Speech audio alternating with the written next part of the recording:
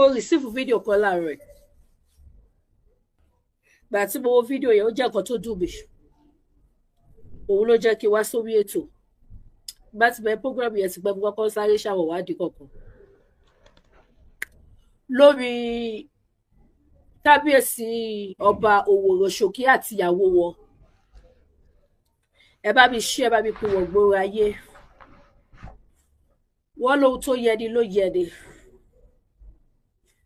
èyí ò yẹ wó mo dẹ̀ ní interest nínú kéèsì yìí the latest náà ni mo gbé wá mo ní interest nínú kéèsì yìí mo kàn fẹ́ mọ̀ nídìí tí mo ní interest nínú kéèsì yìí ò ju wípé mo fẹ́ gbé sáyé kọ́ wo ohun tó ṣẹlẹ̀ nílẹ̀ káàárọ̀ oòjíire tó bá dà kí orí adé àtìyàwó kó máa ṣe bẹ́ẹ̀.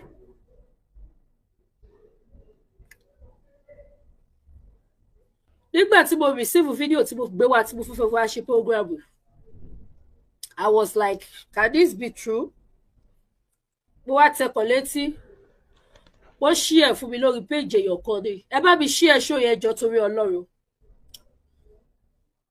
wọ́n ṣí ẹ̀ fún mi lórí péjì èèyàn ni sórí péjì ẹni yẹn mo wá try láti pe ẹni yẹn èmi ò pé yàn but I did it this morning mo wá pe ẹni yẹn but mo rí pé àwọn náà fẹ́ máa ṣe báwọn àkọ́kọ́ kan ṣẹ́ ẹni yẹn sílẹ̀ ni mo introduce ara mi pé mi lágbájá báyìí báyìí mo ń sọ̀rọ̀ èèyàn kan share fídíò kan sí mi látọ̀dọ̀ yìí mo dẹ̀ ní interest nínú kéèsì ẹ̀ láti fi enlight àwọn èèyàn wá láti fi create awareness kí ló ń ṣẹlẹ̀ ẹni yẹn náà fún mi kì í díẹ̀ mo wá lókè mo nídìí fídíò yẹn mo wá máa ṣe báwọn àkọ́kọ́ us sunday láì not knowing that wípé another person ti send ẹ̀ sí mi láti bí 3 days ṣe rí mo bá sọ kíní kan wípé iṣẹ́ tọ́lọ́ bá fẹ́ kí n ṣe kò kí n fi ní mí lára kò sí bí iṣẹ́ yẹn ṣe lè le tó kó jáwọ́ alágbára ló wà díẹ̀ tó ìrọ̀rùn ló máa bá dé fún mi nítorí pé kí ni mi ò ní fi gbá kan bọ̀kan nínú mi ò ní ṣe ìbàjẹ́ mi ò ní hùwà láabi ínsídẹ́ǹtì Ìwòrò Ṣòkí ló ti ṣẹlẹ̀ lóyún ìrántí pé tó súnmọ́ mi bí egun ọrùn gan ti sẹ́dẹ̀ sí mi láti bí 3 days I don't know tí bá sọ pé mi ò ní time àti wà àwọn nǹkan mi gbà tí ẹlòmíì tí wọ́n sẹ́dẹ̀ sí mi ní àárọ̀ yìí tí mo wá wo fídíò yẹn ó wá touch mi gan pé akílélẹ̀ mo wá tẹkọ̀ létí láti bẹ̀rẹ̀ investigation ẹni tó ṣí ẹ̀ fún mi lórí page ẹ̀ mo wá náà bẹ̀ síta mo pé gbà tí máa pẹ́ nìyẹn PA ló gbé fóònù according to them ni mo bí àwọn kàjọ ara wọn ni I introduce myself but àwọn náà wá rí i pé ó dà yìí pé ẹni tó gbórí wọlé yìí tó fẹ́ dá sí kéèsì yìí bóyá bákọ̀bákọ̀ I don't know fún àmì mo kọ̀kọ́ ti kọ́ yẹn bóyá báwọn rẹ̀ gbàgbé ẹ̀ lẹ́sẹ̀kẹsẹ̀ mo kọ́ tiẹ̀ ebi ó ṣe bẹ́ẹ̀bẹ́ẹ̀ pẹ̀lú yàn mo kàn dé wá pẹ́ ní tó sẹ̀dẹ̀ sí mi ẹlòmíì tó ti sẹ̀dẹ̀ sí mi láti 3 days tí mi ò mọ̀ ebi àtẹ́ni ẹ̀ ṣáàjọ sọ̀rọ̀ àjọsọ bọ́dà kọ̀kọ́ dẹ̀ bọ́dà máa ìdìbò ṣàpé mo rí ìkọ̀kọ̀ o ẹni kí nìyẹn mo ní mo máa ju fídíò kan sí mi ni mo wá sẹni tó ju fídíò yẹn sí mi tó lẹ́ni yẹn mọ́ ẹni yẹn mo ní èèyàn bá bàbá yẹn ló ju fídíò kan sí mi mo ní fídíò yẹn dẹ̀ lágbára gan ṣá mi ò expect mi pé ọba aládé ilẹ̀ Yorùbá ẹ bá bínú 1 minute Ọlọ́run ló máa ṣàánú ayé mi tí láptọ̀pù mi ò bá kú mi ò jáàjì ẹ̀ àfi sùúrù ẹjọ́ ó lè off o bọ̀tẹ́ bá wọrí a máa padà ó bá off fẹ́ plug ẹ̀.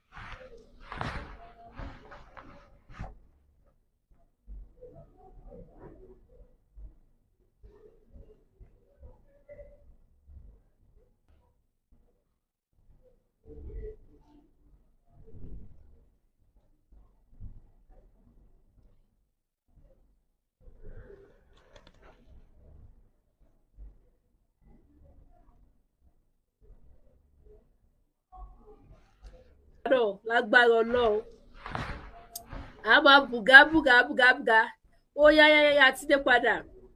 We are back on stage. Ẹ má bínú sí mi, and I promise all my beautiful mommies and daddy pé kò ní ṣẹlẹ̀ mọ́. Bí bàbá mi sọ pé laptop mi ò kí kú mọ́. Bàbá mi sọ pé kò kú mọ́, ẹ má bínú sí mi, ẹ jọ̀ọ́ torí Ọlọ́run. Ó yẹ bá mi share. Ẹ gbé wọn gbòòrò ayé, ẹ jẹ́ kó lọ bìsàbìsà. Ẹ ti mọ̀ pé when it comes to iṣẹ́ lọ́balọ́ba, etí mi máa ń dọ̀rọ̀ báyìí ni. Bí ìkèlè ọmọ olóòkú. Ibi líle la máa ń bọ́ ọmọkùnrin.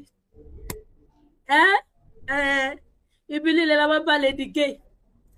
Kọ́ ló ṣàánú ayé mi. Mo ti wá kan iná. Mo lè má padà wá mi mọ́ o. Mo ti wá kan iná. Mo lè má padà wá mi mọ́ o. Who is calling? Ìgbẹ́ tó pè mí o. Canada call.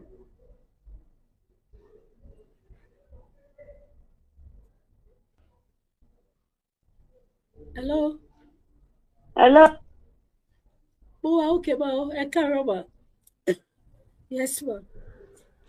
Ọpẹ́ fọ́lọ́run ma. Ó ṣe ọwọ́ ni bá mi.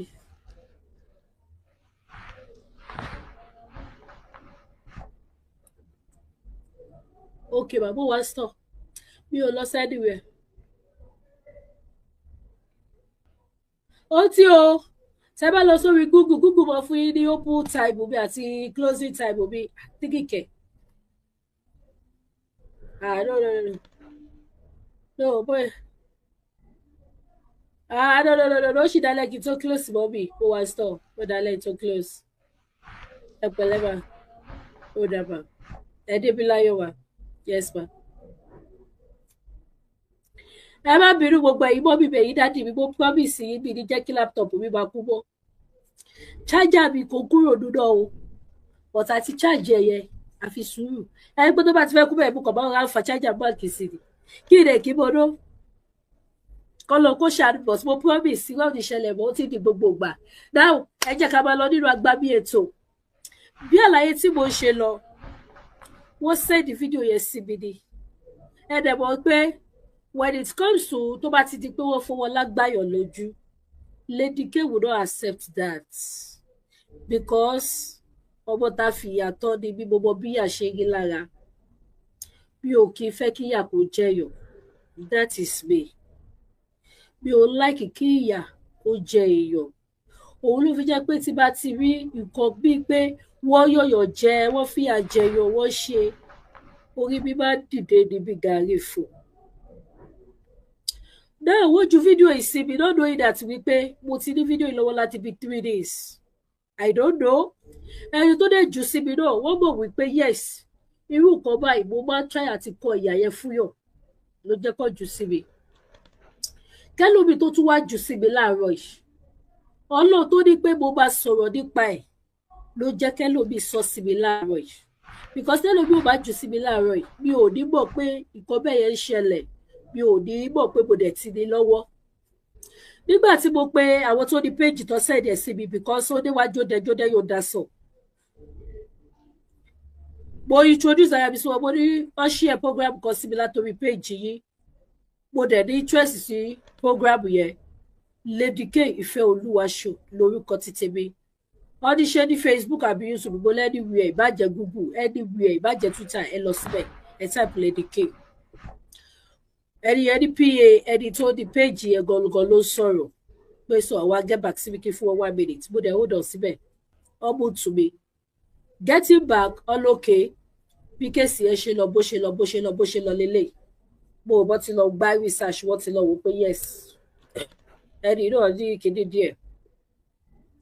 Wọ́n fún mi ní information yẹn bó ṣe jẹ́. Mo á bèrè, mo ní ibo ló dé dúró, wọ́n sọ bí tí kéèsì yẹn dé dúró fún mi. Mo ní di fídíò yẹn, ohun tó wá fi bàjáwó ẹ̀jẹ̀, wọ́n wá ní kí n lọ download ẹ̀ lórí péjì àwọn. Tí péjì wọ́n yẹ kẹ̀dẹ̀ ní, wọ́n ti sọ̀rọ̀ lé lórí. Music tún wà bẹ́ẹ̀ tí bá lò YouTube bá fún mi ní copyright.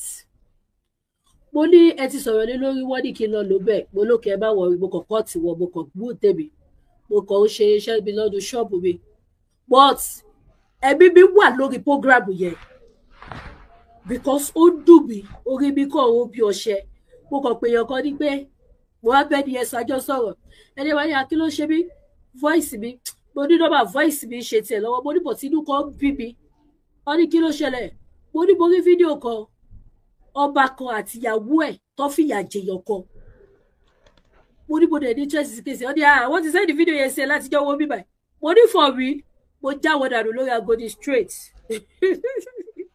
mo wá lọ wò ó wá jẹun tó wúlò fún mi I was so happy ló jẹ́ kí n wá wíwá tí mo wá mo fẹ́ kí gbogbo ọmọ Yorùbá pátápátá mo fẹ́ ká jọ ṣiṣẹ́ lé lórí nọ́mbà wà mi ò wá láti wáyájú sọ́ba ẹ̀yin tẹ́ bá wò mí for the first time ẹ jẹ́ kí n sọ policy mi fún yín tẹ́ bá jẹ́ fáǹsì kí ló dé kámẹ́rà mi dark gan ó dẹ̀ ti bright ẹ̀tọ́ bí ẹ̀yin tẹ́ bá wò mí for the first time lórí kéèsì tí mo fẹ́ wá ṣe ọ̀rọ̀ tí mo fẹ́ wá sọ yìí ẹ jẹ́ sọ policy mi fún yín policy mi ni wípé tí ẹ bá jẹ́ fáǹsì kábíyèsí Òwòrò Ṣòkí àti ìyàwó wọn tẹ́ bá bú mi ẹ kọ́nà sí petrol ni that is my policy tí ẹ bá bú mi ní comment section ẹ kọ́nà sí petrol ni kò kí ń pẹ́ mi ṣẹlẹ́wù tí mo wọ̀ wá lé ẹ̀wù tọmọlúàbí ni fi wá ṣe program yìí bọ́tẹ́ bá ti bú mi ibi tẹ́ ti wò mí náà ni màá ti bọ́ ẹ̀wù ọmọlúàbí lẹ̀ tí bá ti gbé ti skúṣì Nàìjíríà wọ̀ that is Lady K. One, secondly mi ò kí rọ́bà fín ṣùgbọ́n bá tó bá ṣe yábayàba èmi Olúwakẹ́mi fi Olúwa mo fọwọ́ sọ̀yà máa kọ nítò lórí ẹ gbọ́ máa kọ níkò lórí mi ò kí rọ́bà sí èèyàn mi ò nídìí kọ́dẹ́ṣọ́ èèyàn kọ́dẹ́ṣọ́ Ọlọ́run alààyè kìnìún ẹ̀yà Júdà ni mo fẹ́ ẹlòmíì á ṣe program ṣùgbọ́n nítorí kó lè bá rí kọ́dẹ́ṣọ́ níbẹ̀ á fi òtítọ́ sílẹ̀ á parọ́ bó ṣe yẹ kó ṣe program yẹn kò ní ṣe Lady K ò mọrú ẹ̀ ṣe torí ẹni mi ò ṣe léèyàn bó ṣe wáyé sọ ọlọ́pàá ò lè gbé mi ó gbé mi gbé ni torí mi ò léèyàn bí mo ṣe lórúkọ tó lórí social media mi léèyàn ó gbé mi gbé ni mi ní connection mi ò fèèyàn mímọ̀ sọ̀rọ̀ ó wù mí ṣùgbọ́n lọ́wọ́ ò kọ́ wọ́n lọ bá dẹ̀ wá kọ́ bóyá lọ́la àbílẹ̀ kí lè ní tó ṣùgbọ́n lọ lè kọ́ bẹ̀ kí n fèèyàn mímọ̀ sọ̀rọ̀ so kẹ́lẹ̀ mo rí èèyàn tí mo jẹ́ mi ò kí ń ṣe prógrámù pé kí kábíyèsí kan lè gba kílẹ̀ṣì mọ́ mi kí kábíyèsí lè wò pé ọmọ dandan lọ́mọ ìwé bó ṣe tútù kéèsì mi kò pariwo mi síta bábí alálùbáríkà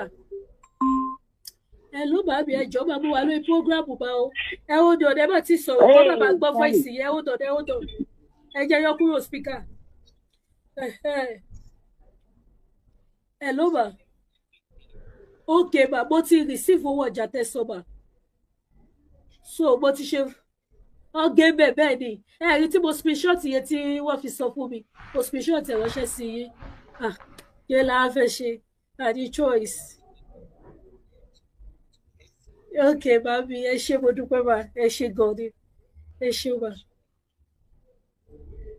ó sanwó ọjà fún mi láàárọ̀ yìí wọ́n dẹ̀ tún yọ ọdún owó yẹn ẹsẹ̀kẹsẹ̀ mo dẹ̀ screenshot ẹ ránṣẹ́ sí wọn that's me kó bá dàbí pẹ̀lú mo fi sọ kò rí bẹ́ẹ̀ ẹ̀wọ̀n pé Lady K bá play ni now so èmi ò kí ń ṣe irú program bẹ́ẹ̀ kí kábíyèsí kan àbí sẹ́nítọ̀ kan àbí gọ́fúrọ̀ kan àbọ́dọ́rẹ́bù kan kó lè fà mí mọ́ra wípé ìgbà tó gbé kéèsì mi lọ bá Lady K àbí ìgbà tó rí kéèsì mi social media ó ṣe ogun bá sì mi ó sọ̀rọ̀ tútù ó ṣe gba èmi ò ṣe bẹ́ẹ̀ o èmi máa sọ bó bá ṣe rí tí ẹ bá jẹ́ èèyàn gidi ẹ nífẹ̀ẹ́ mi tí ẹ bá ṣe èèyàn gidi ẹ bá nífẹ̀ẹ́ mi bó bá ṣe rí ìbá ṣe sọ aláìbọmọlẹ́rù kó má lè rọ òun lọ́rọ̀ Lady K Ìfẹ́olúwaṣọ the baby of Odùduwà nation ẹ bá parí ẹ̀ ní comment section tí bá ti kíra mi bẹ́ẹ̀ ní baby of Odùduwà nation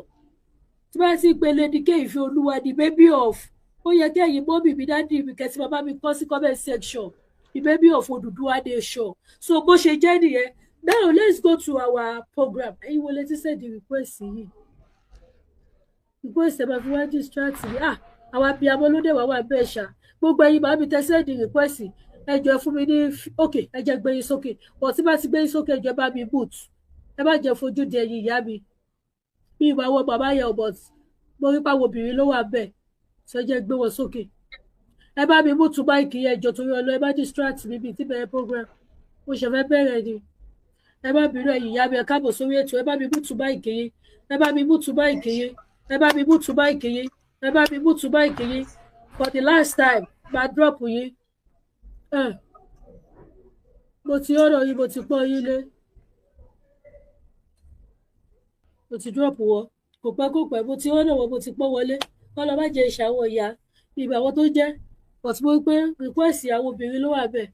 Now bí program yẹn ṣe lọ ní tó ṣẹlẹ̀ ní gbogbo èyí tẹ́ wò mí tẹ́ gbọ́ mi ẹ bá mi share show ẹ bá mi tap ẹ bá mi love ẹ bá mi comment ẹ jẹ́ àgbàdúrà ní orúkọ Jésù ní agbára láti Kristi ayérayé Ọlọ́run ìfẹ́ Ọlọ́run bàbá ọmọ ẹ̀mí mímọ́ mo gbé yín ga mo ṣe yín lọ́ba mo dúpẹ́ fún oore ọ̀fẹ́ àti àǹfààní èyí tí ẹ tún fi mú mi wá sí orí ètò lénìí mo dúpẹ́ lórí gbogbo ojú tó wò mí mo dúpẹ́ lórí gbogbo etí tó gbọ́ mi mo sọ wípé ṣé lórí ayé wa pé ẹ jẹ́ ká wà láyọ̀ àti àlàáfíà ògo ni fún orúkọ yín kí gbogbo ìyìn àti ọlá kó túbọ̀ máa jẹ́ titi yín níṣó Jésù Olúwa wa àbí lórúkọ Jésù.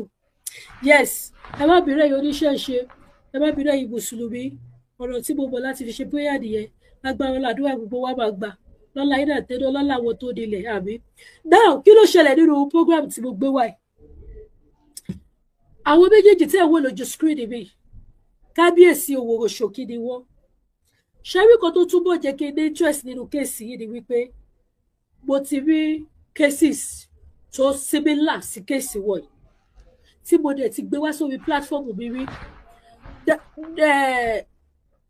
lára àwọn kéèsì yẹn ìkọ́nù ẹni tìyá olóríṣà kan nígbà kan tí wọ́n nà tóyún bàjẹ́ lára ẹ̀ ṣẹ́rí ní ilẹ̀ Yorùbá ó ṣe ni láàánú wípé àwọn tó yẹ kó túbọ̀ bàbá wa promote culture wa àwọn ni wọ́n bàjẹ́ Ọlọ́run bùkún ilẹ̀ wa Yorùbá lọ́lọ́run kẹ́jù Yorùbá lọ́lọ́run gbé ọlá fún jù Yorùbá lọ́lọ́run ṣe lógo jù ṣùgbọ́n àwọn tó wá yẹ kí ògo àti ọlá yẹ àwọn tó yẹ kó jẹ́ kó túbọ̀ yọ dáadáa lára wa àwọn gogogogo ló ba ògo àti ọlá yẹ jẹ́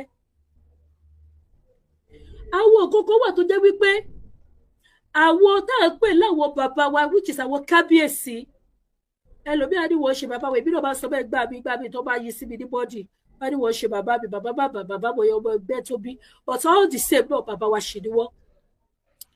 àwọn tá a pè láwọn bàbá wa nílẹ̀ Yorùbá ohun tí wọ́n ń ṣe kù díẹ̀ káàtó wọ́n bà àṣà àti ìṣe ilẹ̀ Yorùbá jẹ́ láti pàṣẹ àwọn ìròyìn tó bá jáde sí orí ayélujára láti ọ̀dọ̀ wọn tí ò dẹ̀ yẹ kó rí bẹ́ẹ̀. Now ẹ wo program tí mo gbé wáyé kábíyèsí ọba Òwòrò Ṣòkí ni mo fẹ́ lè sọ pé this will be the third case tí mo máa come across nípa kábíyèsí. There is one case náà èyí tẹ́ ẹ̀ wò mí ẹ máa gbọ́ ọ tí kábíyèsí náà bá láǹfààní àti wo program kọ́ máa gbọ́. There is one case tó ti wá sí tébù mi rí tó ní ṣe pẹ̀lú kábíyèsí àti àwọn olórí àgbà ní palace.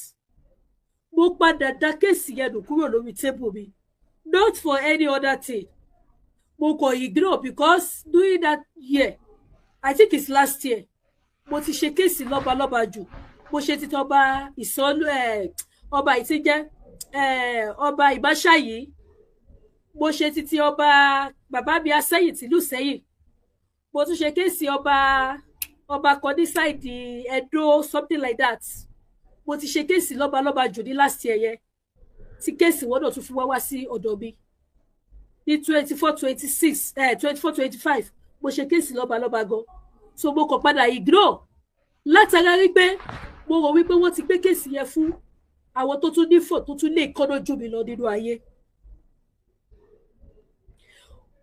Àwọn tó ní kéèsì yẹn kò sí kan tí wọn ò fi bẹ̀bí tó pé Lady K jọ̀ọ́ bá wa ṣe kéèsì má jẹ́ kíyà ìjẹ wa gbé. Wọ́n bẹ̀ mí ṣàwárí nísìn tí kéèsì yẹn bá ṣì wà bẹ́ẹ̀ máa bring ẹ̀ padà sórí tébù mi máa wá tweet ẹ̀ lórí social media máa dẹ̀ jókòó sórí bàtà yẹn on one condition ni mo lè fi gbójú bẹ̀ mi ìdẹ́ni tí sọ́ọ̀sì mo kàn yí ìtẹ̀yẹ yàn sílẹ̀ ni kẹ́lẹ́ mọ̀ wípé kéèsì ọba Òwòrò Ṣókí ó ti wà lọ́wọ́ mi tipẹ́ tó ti máa come to my table tó bá dídí pè mí àwọn tó bá ṣẹlẹ̀ sí eléyìí sí kìí ṣe tó ṣẹlẹ̀ sí ló pè mí o àwọn tó rí program yẹn ló sẹ̀dẹ̀ sí mi. Kò yẹ kí irú kan bẹ́ẹ̀ yẹ kó máa ṣẹlẹ̀ ní àwùjọ. Mo padà gbọ́ wípé kéèsì ọba Òwòrò Ṣókí àti àwọn tó ní kéèsì yẹn nígbà yẹn wọ́n padà downgrade àwọn bàbá yẹn ó dẹ̀ dùn mí gan. Ẹ̀yin bàbá tí ẹ bá wo program ẹ jọ̀ọ́ ẹ reach out sí mi padà ẹ jẹ́ kí gbé kéèsì yẹn wá padà. Because àwọn bàbá yẹn àárọ̀ ọ̀sán alẹ́ wọ́n fi pè mí pé Lady K jọ̀ọ́ má jẹ́ kí ìyà ìjẹ àwọn gbé. Mo wá bẹ̀rẹ̀ sí ní twist wọn sọ́tún òkè mo ti gbọ́ bàbá yìí ṣe kéèsì yẹn bàbá yìí ṣe mo bá sọ pé mi ò gbowó fi ṣe kéèsì I don't do it. Ó dé stage kan àwọn bàbá yẹn try láti offer mi ní owó pòkè tó bá yẹ kó fẹ́ gbowó ò fẹ́ sọ fún wa ni name your price. Mo wá sọ fún wọn mo lẹ́yìn ìyá mi ò gbọ́dọ̀ dánwò ẹ̀wò láyé kì í ṣe bí adániwáyé ṣe fi rán èmi nìyẹn.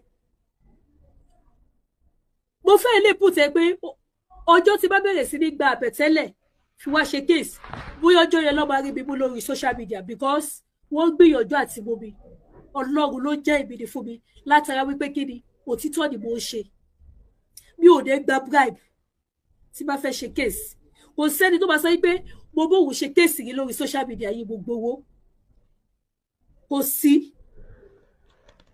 So tó bá sọ pé Lady K ti gbogbo ni ó ti gba kiri ni èmi fún ara mi fi ẹnu mi converse fún ẹ̀yẹ èèyàn léde wípé mi ò gbowó ṣe case mi lórí social media yìí mo tún máa ń ná owó mi sí ni any case tí bá fẹ́ ṣe tó bá jọmọ́ ìtí máa ná owó mi sí mo máa ná owó ògùn mi sí ni without asking anybody mi ìdẹ̀ni sọ fún ẹni tó ní case pé ó yá lọ́wọ́ owó wa tipátipá máa fowó mi ṣe ni. During that time ẹni tí wọ́n jọ gbé iṣẹ́ yẹn fún èmi àti ẹni yẹn mo rí pé ẹni yẹn according to nǹkan tó sọ fún mi ẹni yẹn padà lọ gbá cleanship of kábíyèsí wọ́n settle ẹni yẹn wọ́n downgrade àwọn bàbá yẹn tí ò dé yẹ kó rí bẹ́ẹ̀. So ẹ̀yin bàbá tẹ́ bá wo program yìí ẹ jọ̀ọ́ I think it is right time mo sì máa ṣe program yẹn fún yín máa gbé nǹkan tẹ́ fẹ́ kí bá yín gbé síta yẹn bàbá yín gbé síta ẹ reach out sí mi padà. Èyí tó gbogbo wá lẹ́nìí ẹ bá mi share èyí ti Facebook YouTube Evelyn ẹ káàbọ̀ sórí ètò mo kí gbogbo yín ẹ má bínú bí bá ṣe ń sọ̀rọ̀ ẹ ṣàjẹ́ ká bá lè jẹ bẹ́ẹ̀ gbogbo ẹ tó bá ṣe mí ní kàwé ló máa fi ló máa já sí fún mi so ẹ jẹ́ ká lò bẹ́ẹ̀. Now ohun tó ṣẹlẹ̀ nínú fídíò tí mo fẹ́ play máa play ẹ̀ gbogbo wa máa jọ gbọ́. Kábíyèsí tẹ́ ń wò lójú screen ibi ọwọ́ àti ìyàwó wọn ọba Òwòrò Ṣókí ni ẹ wò yìí ìyàwó wọn ní àbúrò obìnrin yẹn pẹ̀lú èèyàn kan ládùúgbò ọwọ́ àjọ ní kàńtà. Ẹyẹ yóò ẹ máa bá mi dé o ẹ dẹ̀ máa bá mi fún ètò yìí eléyìí ò ṣe láti bring anybody down ṣùgbọ́n láti stop nǹkan tí ò dá láwùjọ kò yẹ kó jẹ́ wípé àkàtà àwọn bàbá wa nírú àwọn nǹkan báyìí bá máa ṣẹlẹ̀ sí. Àbúrò olórí Òwòrò Ṣókí pẹ̀lú èèyàn kan ládùúgbò wọn jọ ní kàńtà. Nígbà tó jọ ní kàńtà ẹ mọ̀ pé àwa obìnrin tí a bá báyọ̀ jà kò sí level tá a lè lọ kò sí wèébù tá a lè bú ẹ mọ̀ yẹn dájú bẹ́ẹ̀ even èmi tí mo wà bíbá tí bá ṣe program tó bá yìí ti dáadáa tínú bí mi gidi ni ọmọ mi nù kò sí èébú tí mi ò ní bú ẹni tí mo bá bá fò even kó jẹ́ ọba ni mo fi máa sọ wípé tó bá ṣe tó bá kù díẹ̀ káàtó lọ́dọ̀ mi máa kọ́ níkù kí ni máa fi kọ́ níkù lórí ọ̀rọ̀ ẹnu mi ni máa fi sọ lóko lórí ọ̀rọ̀ ẹnu mi màá fi kan ní ìkó. Ọlọ́run ti dá àwa obìnrin bẹ́ẹ̀ yẹn. Ẹ̀bùn tó lágbára ni tọ́lọ́ fún wa tí kò sì sẹ́ni tó lè gbà lọ́wọ́ wa. Tíjà bá ti dé, obìnrin ò rọ́gbọ́ṣẹ́, ìbínú ò mọ̀ polówó wo lágbára. According to the story, olórí Owòròṣòkí àbúrò wọn pẹ̀lú woman kan tó wà ládùúgbò lọ́jọ́ níbi misunderstanding, wọ́n dẹ̀ bú ìyá ara wọn dáadáa, wọ́n búra wọn. Mo rò bá àbúrò olórí délé lọ jábọ̀ fún olórí pé tó àǹtí mi lágbájá tó nílé bẹ́ẹ̀ yẹn tó ní ṣọ́ọ̀bù síbẹ̀ yẹn báyìí kásà báyìí káwòdì, olórí ò ṣe mí ní, olórí ò ṣe méjì, olórí dẹ̀ kó àwọn tọ́ọ̀gì àtàwọn ọlọ́pàá, wọ́n dẹ̀ lọ lu woman yẹn, lúlù yẹn kọjá be careful. Wọ́n lu woman yẹn ó badness, wọ́n lu, wọ́n destroy business ẹ̀.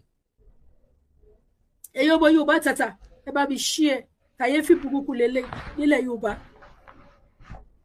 Kàyéfì burúkú, nǹkan burúkú ní ilẹ̀ Yorùbá. Olórí kó àwọn tọ́ọ̀gì lọ lu ará ìlú, wọ́n dẹ̀ destroy business woman yẹn. All in the name of wípé olórí ní power. Woman yẹn bá àbúrò olórí jà. Ẹ dẹ̀ lu woman yẹn, ẹ bà business ẹ jẹ́. Ṣé ibi tó yẹ ká bá olórí, ṣé ibẹ̀ la bá wọn yẹn? Mi ò tí ì judge o, mo kàn sọ̀rọ̀ ni o. Ọba tó bá ti wà nílùú, ó ti di bàbá gbogbo ìlú yẹn.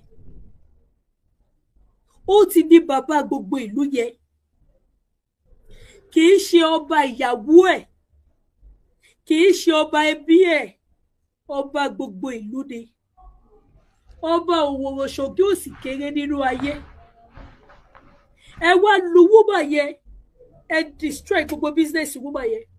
Woman yẹn tún wá gbéra pa ó di palace láti lọ report. Kí ló tẹ̀yẹ yọ? Wọ́n tún lu woman yẹn di palace níwájú kábíyèsí. Ẹ̀yin ọmọ Yorùbá, ṣé kò ṣọ́ọ̀kì yìí? Ṣó yẹ kó rí bẹ́ẹ̀? Ṣé ohun tó dáa ni wọ́n ṣe yẹn? Ìbéèrè ni o. Ìbéèrè ni mo béèrè o. Ẹjọ́ tí bá ti accept ẹ̀jẹ̀ bàbá mi mú tún báyìí yìí o. Wọ́n tún wá lu woman yẹn ní inú palace níwájú kábíyèsí. Nígbà tí woman yẹn dé palace tó lọ report, àbúrò kábíyèsí tọ́jọ́ ní kàtá, ó bá woman yẹn ní palace. Ó wá sọ pé ó ti ẹ̀dá bẹ́ẹ̀ tó fẹ́ sẹ́ẹ̀rì wá sínú palace látara pé woman yẹn ọ̀nà orí adé. Lady K, má bínú, calm down. Mo ti fẹ́ máa high. Calm down, calm down. Woman yẹn ọ̀nà orí adé. Woman yẹn lọ sí palace pé ó dáa. Olórí wá fìyà jẹ òun pẹ̀lú àwọn ọlọ́pàá. Ẹ bá gbọ́ gbogbo látẹnu woman yẹn o. Àti àwọn tọ́ọ̀gì tí olórí kó wá. Woman yẹn wá wò pé okay, abẹ́rẹ́ olórí lókùn ń dì. Let me go to the palace and report her. On getting there, àbúrò olórí tọ́jọ́ ní ẹ̀wù, ó bá woman yẹn ní palace. Ó ló ti ẹ̀dá bẹ́ẹ̀ tó fẹ́ sẹ́yìn wá síbi tó bá ti jìyà dáadáa. Wọ́n tún wá kì bọ́lẹ̀ nínú palace bẹ́ẹ̀. Níbi tó rí adé wà, wọ́n wá tún ṣèyà fún woman yẹn badly. Ẹ̀yin ọmọ Yorùbá tàtà, ẹ̀yin ládéládé ilẹ̀ Yorùbá, ṣó yẹ kó rí bẹ́ẹ̀? Ṣé ohun tó dáa ni wọ́n ṣe? Ṣé ó yẹ kó rí bẹ́ẹ̀? Ìbéèrè tí ò fàjà o. Ṣé irú bẹ́ẹ̀ yẹ ṣó yẹ ní àwùjọ àwọn ọmọ káàárọ̀ oòjíire?